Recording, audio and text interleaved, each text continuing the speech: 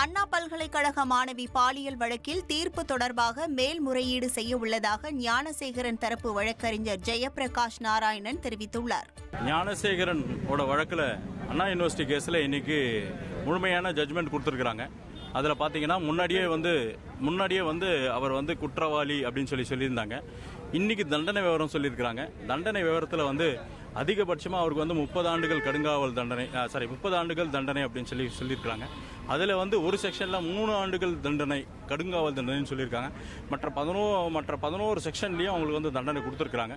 அதில் 64(1) மாத்திரம்தான் அவருக்கு 30 ஆண்டு கால தண்டனைன்னு சொல்லி கொடுத்துருக்காங்க.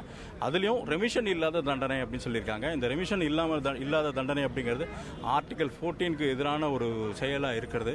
அதனால் இதை எதிர்த்து நாங்கள் பிரைமரி அப்பீல் பண்ணுவோம்.